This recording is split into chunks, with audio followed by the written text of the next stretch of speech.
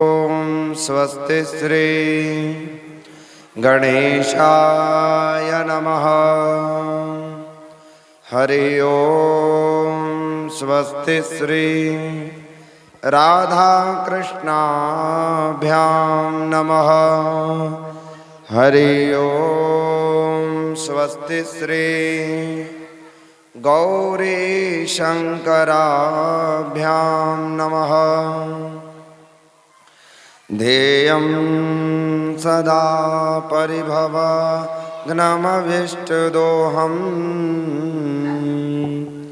तीर्थास्पदं शिवविरिञ्चिनुतं शरण्यं भृत्यार्तिहं प्रणतपालभवाब्धिपोतं वंदे महापुरुषते चरणारविन्दम्।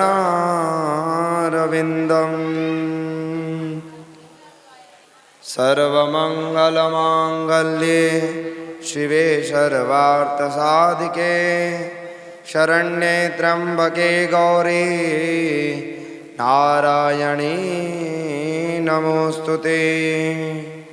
भूतैर्महद्भिर् य इमा पुरो विभुर निर्मायशेते यदमूषु पूरुषः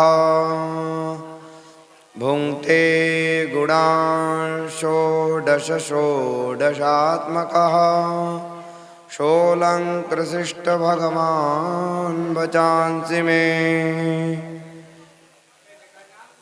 अकारण करुणावरुणालय भक्तवांख्या कल्पतरु भगवती की अहित की कृपा अनुकंपा से डिकोली धाम खिन्न मस्तका पीठ भगवती के पावन सन्निधि में बैठकर इस शारदीय नवरात्रि की बेला में आज चतुर्थ दिवस के पावन पंचम दिवस,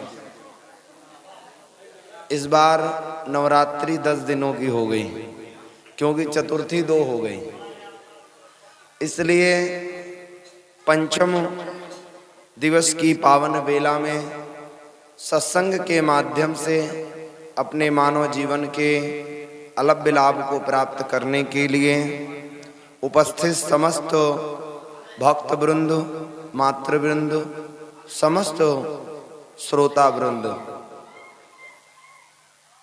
यद्यपि हम कल कहे थे कि आज ही कथा का विश्राम है, क्योंकि पूरे दिन इतना ज़्यादा व्यवस्था प्रोग्राम का है कि शरीर पूरे दिन करते करते अभी 1 घंटे पहले फ्री हुए, फिर वापस तुरंत।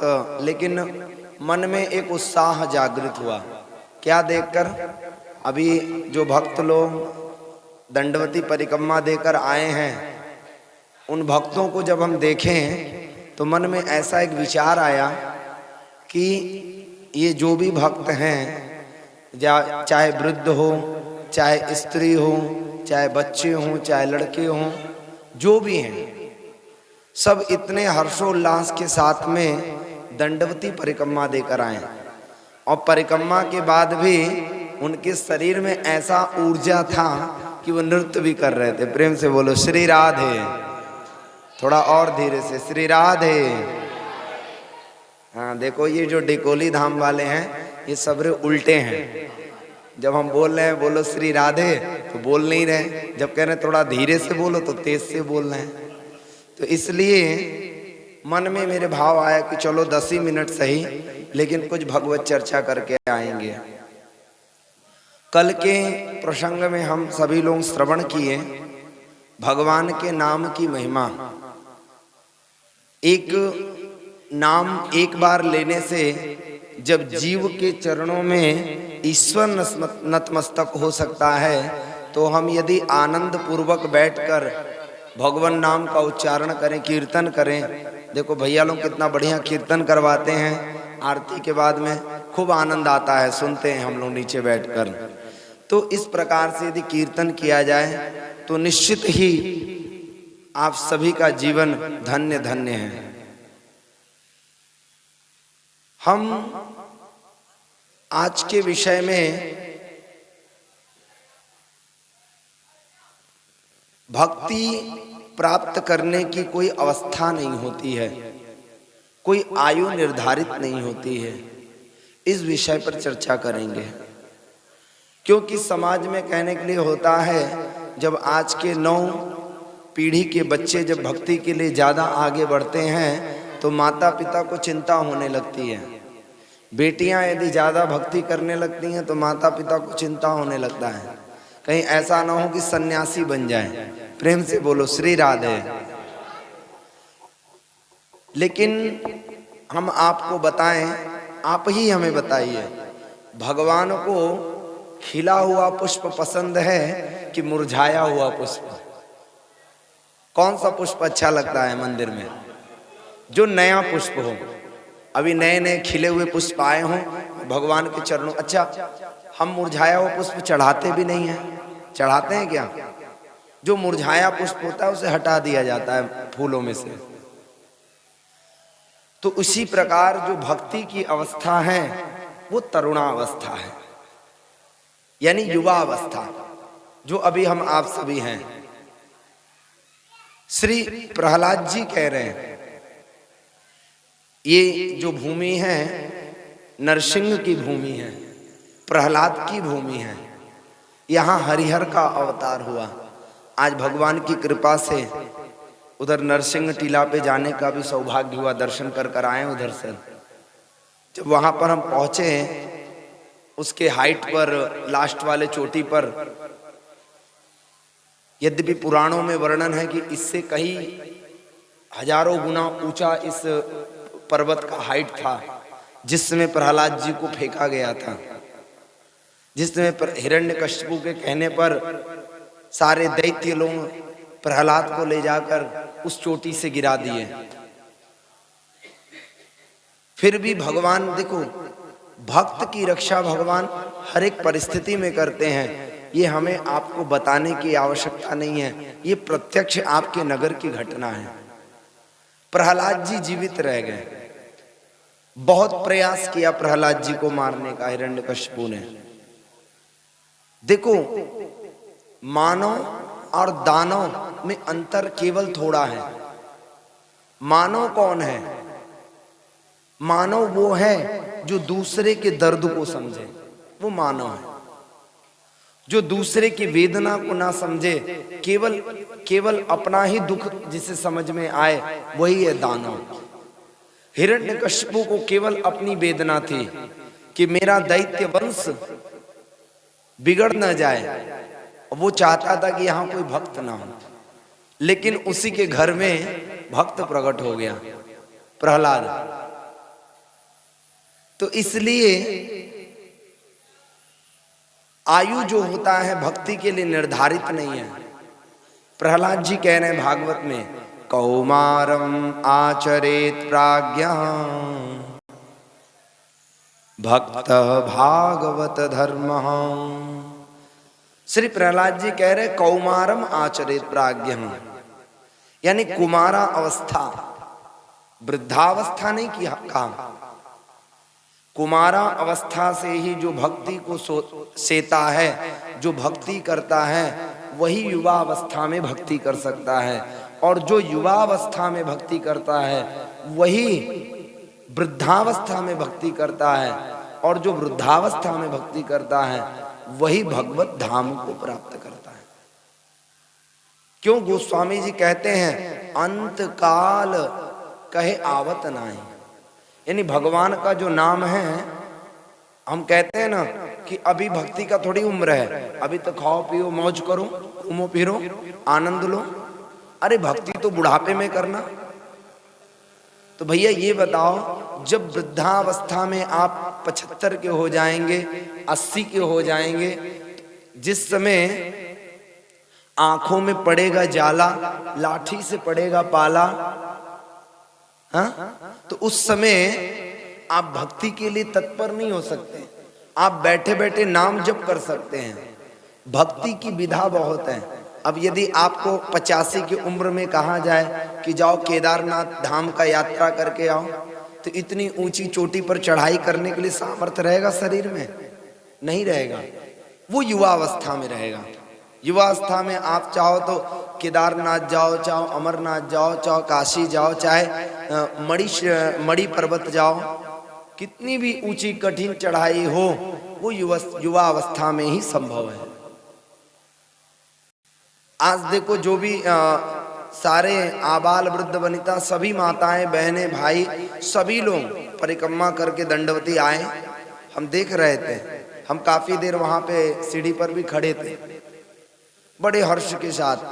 तो इस समय जो शरीर में शक्ति है, जो स्टेमिना है, वो उस समय नहीं रहेगा। उस समय क्या है, उस समय भक्ति की विधि बदल जाएगी। क्या कि आप घर में बैठकर, अपने घर में रह करके, अपने आसपास के मंदिर में दर्शन करके अपना नाम जप करो। लेकिन अभी क्या है, भक्ति में एक और भी परिक्रम है कि परिक्रमा करो भगवान का, भगवान की प्रदक्षिणा करो, भगवान के लिए अलग अलग धामों में जाके दर्शन करो। भागवत में एक प्रसंग आती है, 10वें स्कंद की प्रसंग है। उस प्रसंग में नंद बाबा के महल में 2 वृक्ष हैं, हम आप सभी कथा सुने हैं। दोनों वृक्ष को बीच से भगवान कृष्ण जो हैं ऊखल बंधन लीला में निकलते हैं, और महाराज जैसे वृक्ष टूटता है उसमें से 2 दिव्य पुरुष प्रकट होते हैं। मणिग्रीव, नील और मणिग्रीव, ये दोनों जब वृक्ष से प्रकट हुए महाराज, तो इन दोनों ने वरदान मांगा भगवान से। भगवान ने कहा वरदान मांगो, तो बोले प्रभु मुझे एक ही वरदान चाहिए। क्या? वाणी गुणानुकथने श्रवणौ कथायाम हस्तौ च कर्म सुमनस्तव पादयोर्नः स्मृत्या शिरस्तव निवास जगत प्रणामे दृष्टि शतां दर्शनेस्तु भवत्तनूनाम। उन्होंने भगवान से वरदान मांगा। ये देखो वरदान मणिग्रीव ने नहीं मांगा, अपितु हम मानवों के कल्याण के लिए वरदान मांगा। क्या? हमें भी भगवान के सामने यही प्रार्थना करना चाहिए। क्या? कि प्रभु इस जो वाणी में जो चेतना है, बोलने की शक्ति है, इस बोलने की शक्ति से वाणी गुणानुकथने, इस वाणी से मैं आपकी कथाओं का गान करूं, इस वाणी से मैं आपका कीर्तन करूं, इस वाणी से मैं भक्तों के नाम का जप करूं। परंतु हम कर रहे हैं क्या, ये स्वयं से पूछना होगा। हमारी वाणी जो है पर निंदा में लगी हुई है। फलाने ने कैसा किया, आज उसकी बहू ने ऐसा किया, आज उसके बेटे ने ऐसा किया, केवल दूसरों की निंदा में। तो वास्तव में वाणी भगवान ने दिया, वाणी में बोलने की शक्ति दी, तो वो दूसरों की निंदा के लिए नहीं, भगवत चर्चा के लिए, भगवत भक्त चर्चा के लिए। वाणी गुणानुकथने श्रवणों कथायाम, कान दिए पूरे दिन केवल पर निंदा, पर वार्ता, पर विषय, पर चिंतन, लौकिक सांसारिक गीतों को सुनना। तो कान का जो श्रवण शक्ति है वो भगवत गुणानुवाद श्रवण करने के लिए है। आज देखिए आप बैठकर यहाँ पर भगवान की कथा सुन रहे हैं तो निश्चित ही इस कान का सार्थकता फल प्राप्त हो रहा है, क्योंकि इस कान से आप बैठ के भगवान की चर्चा सुन रहे हैं। श्रवणौ कथायाम और हस्तौ च कर्मसु मनस्तव पादयोर्न।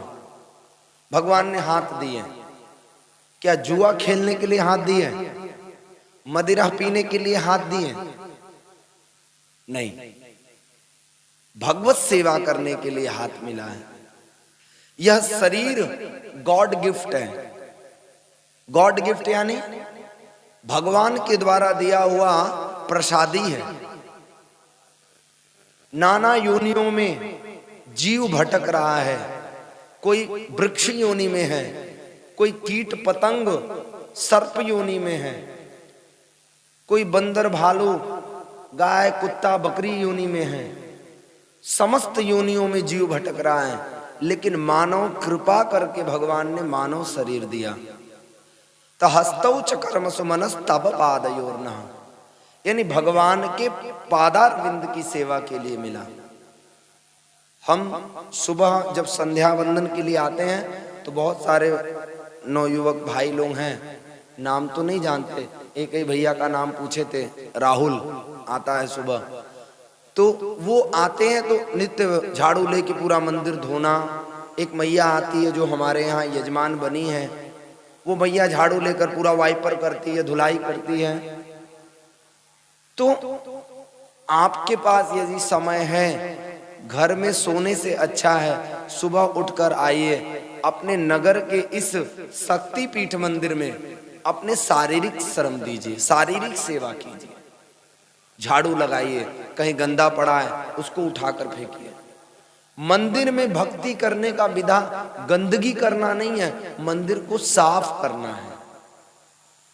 माताएं आती हैं, आने के बाद महाराज एक मुट्ठी अगरबत्ती जलाती हैं और जलाकर देवी के सामने रख देती हैं। वो भक्ति नहीं है। भक्ति क्या है?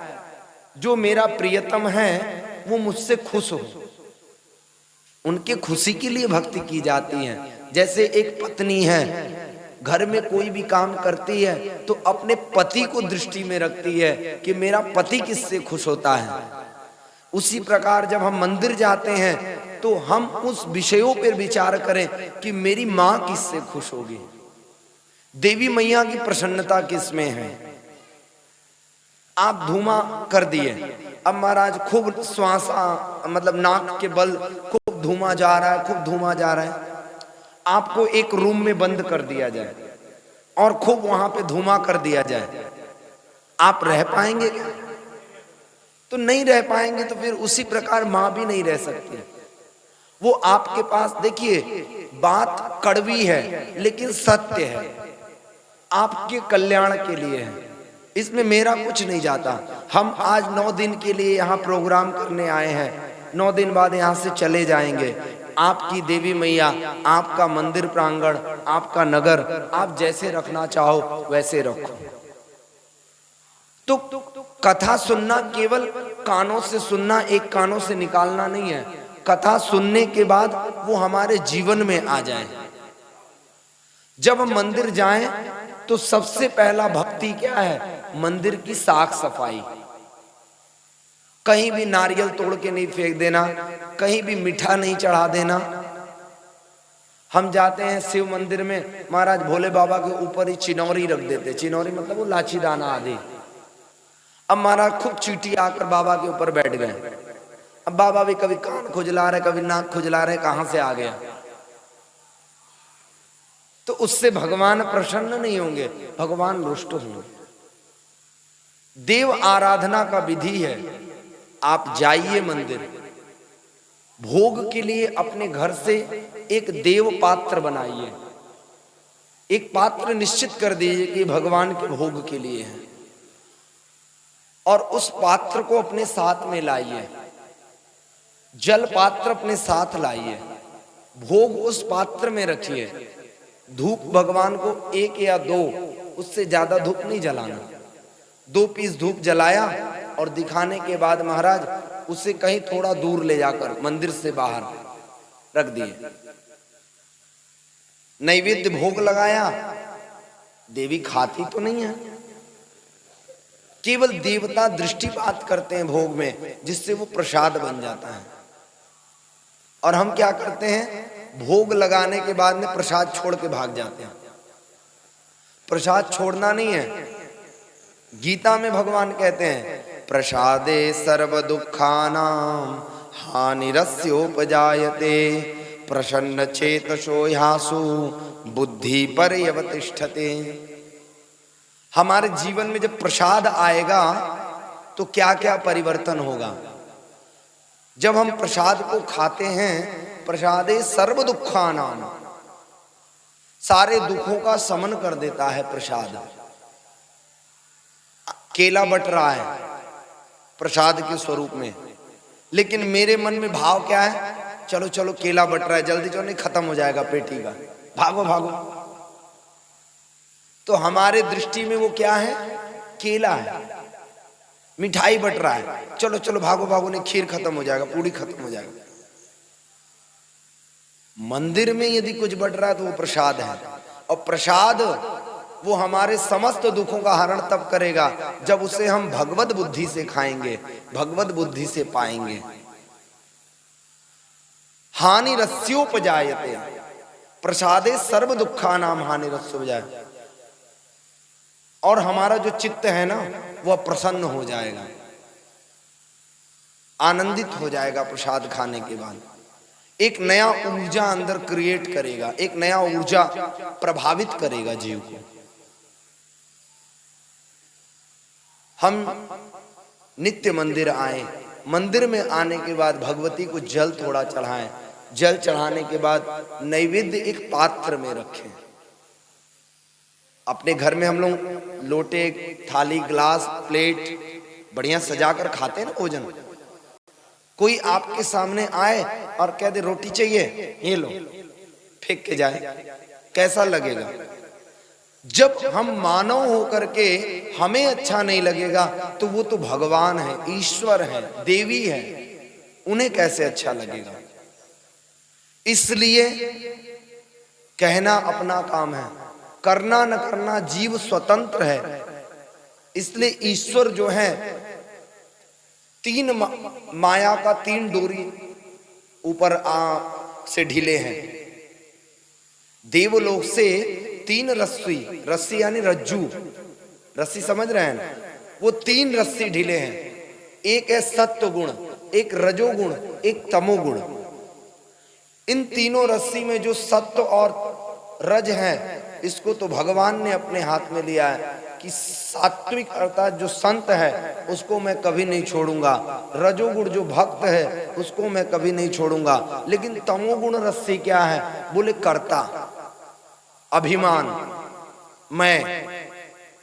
मैं मंदिर में इतना डोनेशन देता हूं, मुझसे बड़ा कोई नहीं है, मैं मंदिर का इतना बड़ा अधिकारी हूं, घमंड। वो जो है मैं रूपी रज्जू जो है उसको परमात्मा छोड़ दिए। क्यों?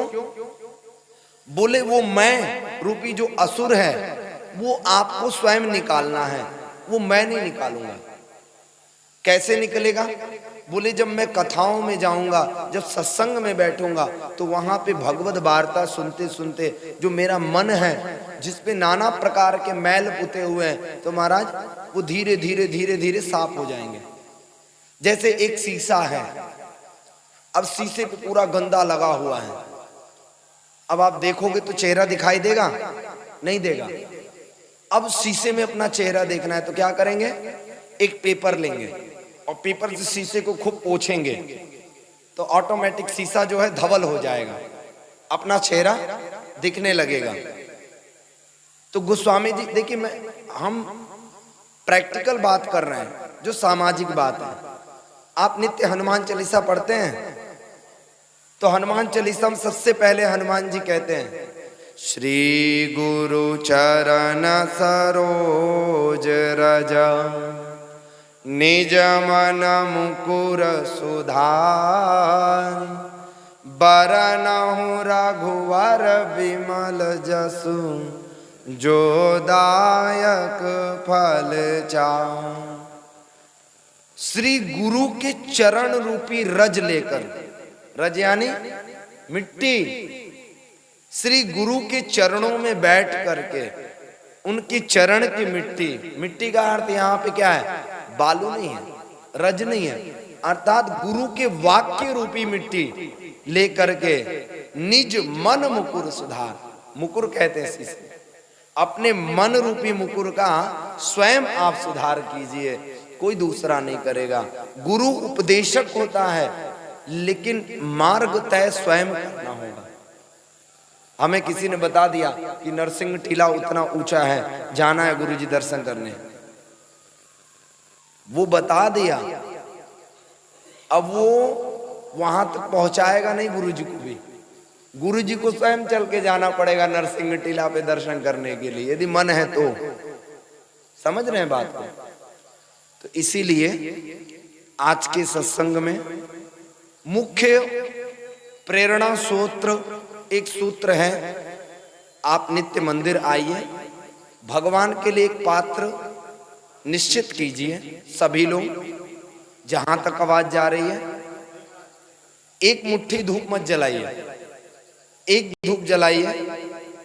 हमने कल कहा था कि पत्रम पुष्पम फलम तोयम यो में भक्त्या प्रयक्षति।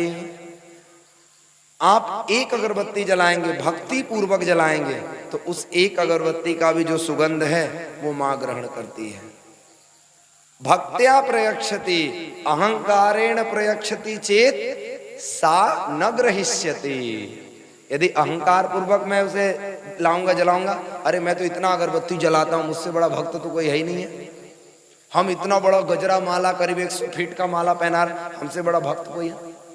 एक फूल चढ़ाइए, आपकी श्रद्धा है, आप 108 चढ़ाइए, 1008 चढ़ाइए, वो मैं मना नहीं कर रहा हूं, मैं बता रहा हूं कि यदि आपके पास नहीं है तो महाराज एक फूल चढ़ाइए, लेकिन भक्ति पूर्वक चढ़ाइए, वो मैया स्वीकार करेगी। प्रेम से बोले श्री राधे, थोड़ा और धीरे से बोले श्री राधे। हाँ, तो इस प्रकार से आज की सूत्र यही है कि हमें भजन कैसे करना है, भक्ति की विधा है। और सभी से निवेदन करेंगे, नित्य सूर्य अर्घ दीजिए। हम नित्य बैठे रहते, नीचे भी कुछ दिन बैठ के भजन किए तो देखते थे, जो भी आता है, मैया आती है लोटा लेके, सोई एक बार जल इधर गिराकर सोई भागती है, बहू आई एक बार जल गिराई सोई भागी, बच्चे आए एक बार जल गिराए सोई भागे, बड़े लड़के आए, बूढ़े आए, कोई भी आए जल गिराए भागा। भागना नहीं है, सूर्य अर्घ देने का विधा है, विधि है। आप उस नियम से दोगे तो सूर्य अर्घ देने से कितना लाभ होता है मैं आपको बता दूं कि एहि सूर्य सहस्रांशो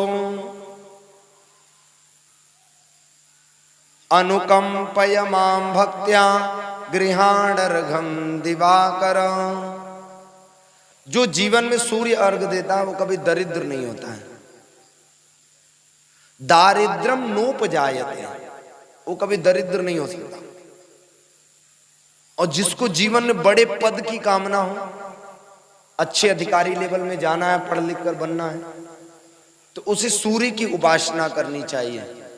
ज्योतिष शास्त्र भी कहता है जिसका सूर्य मजबूत है वो व्यक्ति का आत्मा मजबूत है, और जिसका आत्मा मजबूत है वो किसी भी पद को प्राप्त कर सकता है। आज हम किसी भी पद पे जाने के लिए सबसे पहले मन में एक थॉट आता है कि हम कर पाएंगे कि नहीं। ये विचार कहां से आता है? ये विचार मन से आता है। मन ऐसा क्यों डायरेक्शन करता है? क्योंकि आपका आत्मा कमजोर है। जब आपका आत्मा मजबूत होगा तो मन से एक ही शब्द आएगा, मैं कर रहा हूं और करने के बाद इसे प्राप्त करूंगा। उसमें लेकिन किंतु परंतु का कोई प्रश्न ही नहीं है। इसलिए सूर्य की उपासना करनी चाहिए। सूर्य को अर्घ कैसे देना चाहिए? अर्घ देने की विधा है। जो पुरुष वर्ग हैं प्रयास करना चाहिए तांबे के पात्र में जल दे। माताओं को पीतल के पात्र में देना चाहिए, और उस अर्घ को देते समय घृणी सूर्याय नमः इस मंत्र का जाप करें। घृणी सूर्याय नमः, अथवा घृणी नहीं कर पा रहे हो, कठिन है, सूर्याय नमः, ये सरल है। सूर्याय नमः यानी सूर्य के लिए नमस्कार है, सरल एकदम। सूर्याय नमः, नमः योगे चतुर्थी, रामाय सूर्याय, सब दे सकते हैं सूर्य को अर्घ। सूर्य को अर्घ तो सबको देना चाहिए। कोई ऐसा जगत में नहीं है जिसको प्रकाश की आवश्यकता नहीं है। कोई ऐसा जगत में नहीं है जिसको अपने जीवन से अंधकार नहीं भगाना है। कोई ऐसा जगत में नहीं है कि जो कि उच्च पद की कामना नहीं करता है। कोई ऐसा नहीं है जो दरिद्र रहना चाहता है, सब धनी होना चाहते हैं। तो सूर्याय नमः कह के सूर्य को अर्घ दीजिए। और देखिए सूर्य को अर्घ देने के बाद में भागना मत, परिक्रमा करना। परिक्रमा कितना करना चाहिए? तो उसके लिए निवेदन किया शास्त्रों में, एका चंड्या रवौ सप्त तिस्रः कार्य विनायके हरि चतस्रः कर्तव्या शिवस्यार्धः परिक्रमा। किस देवी देवता का कितना परिक्रमा हमें करना चाहिए, कैसे करना चाहिए, ये जानना पड़ेगा। एका चंड्या, चंडी अर्थात भगवती का एक परिक्रमा, मां का परिक्रमा एक परिक्रमा करना चाहिए। आपकी इच्छा है आप 108 लगाओ, 11 लगाओ, मना नहीं है, आपकी श्रद्धा आपकी शक्ति, लेकिन कम से कम एक परिक्रमा करना चाहिए। एका चंड्या रवि सप्त, रवि कहते हैं रवि को, रवि अर्थात सूर्य, रवि सप्त, सप्त यानी 7, सरल है, हम बोलते हैं संस्कृत भी ना तो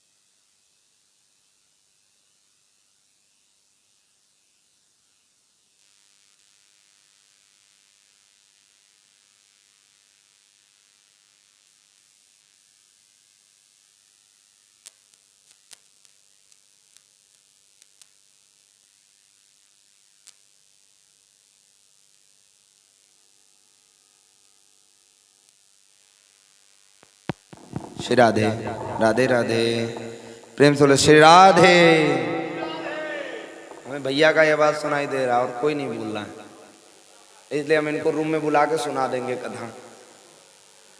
आप आ जाना कल सुबह, आपको कथा सुना देंगे जो भी सुनाना है, इनको तो सुनना नहीं है। श्री राधे।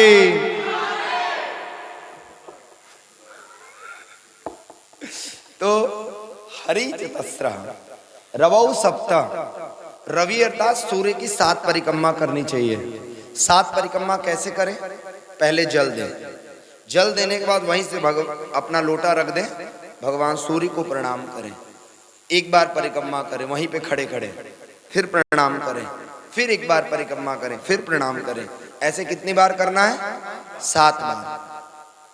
अब भगवान को मुद्रा भी है, तो मुद्रा का आप लोग इतना जल्दी से सीख नहीं पाएंगे, नहीं तो सूर्य मुद्रा जो है, ऐसे भगवान सूर्य को डायरेक्ट नहीं देखना चाहिए, मुद्रा में देखना चाहिए।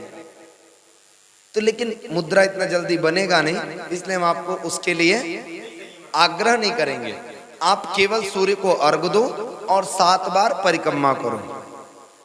रवौ सप्त हरि चतस्रः, हरि कहते हैं भगवान विष्णु को, भगवान की 4 परिक्रमा देने चाहिए।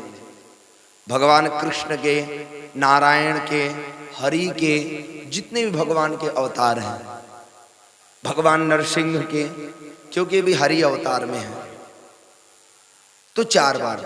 हरि चतस्रः कर्तव्य शिवस्यार्धः परिक्रमा, भगवान शिव की आधा परिक्रमा करनी चाहिए। अब आधा परिक्रमा कैसे करेंगे? बोले जहां पर अर्घा है, जो जहां से जल निकलता है उसे अर्घा कहते हैं, आएंगे, वहां पे स्टॉप करेंगे, फिर उधर से जाकर नेक्स्ट उसी अर्घा पर आएंगे, प्रणाम कर लेंगे, हो गया शिवस्य आर्धा। और गणपति की 3 परिक्रमा, गणेश जी के 3 परिक्रमा। तीसरा कार्य विनायके, गणपति को 3 परिक्रमा करना। तो हम अब पूछेंगे आपसे, आप बोलते जाना, पूछें देवी का परिक्रमा कितना करना चाहिए? सूर्य का, नारायण का, गणपति का और शिव जी का। अब देखिए ये माइंड में सेट हो गया, हो गया।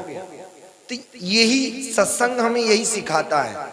सत्संग हमें कुछ देता नहीं, भगवान से नहीं मिलाता है सत्संग। हम ये कह रहे हैं सत्संग भगवान से नहीं मिलाएगा, लेकिन आपको भगवत प्राप्ति का मार्ग बताएगा। जब आप उस मार्ग पे चलने लगेंगे तो धीरे धीरे खुद ही ईश्वर का अनुभव होने लग जाएगा। हम इस तरह कहेंगे हनुमान जी ऐसे वैसे, तो आप स्वरूप का ज्ञान कर लोगे, लेकिन हनुमान जी की जो असीम अनुपम शक्ति है, उनका पराक्रम है, वो आप स्वयं से अनुभव कर पाओगे। ऐसे है। तो आज के सत्संग को यहीं पे विश्राम देते हुए अपने मन और वाणी को पवित्र करने के लिए कुछ क्षण भगवान नाम का आश्रय लेंगे।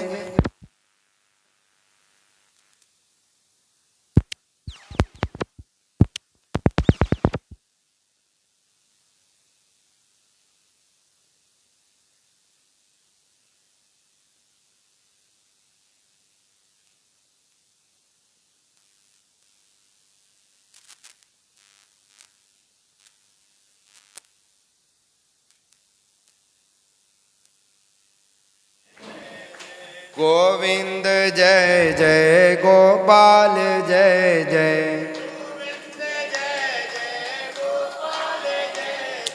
राधा रमण हरि गोविंद जय जय, गंगा की जय जय, यमुना की जय जय, गंगा की जय जय, यमुना की जय जय, सरस्वती सरयू मैया की जय जय, सरस्वती सरयू मैया की जय, गोविंद जय जय गोपाल जय जय, राधा रमण हरि गोविंद जय जय,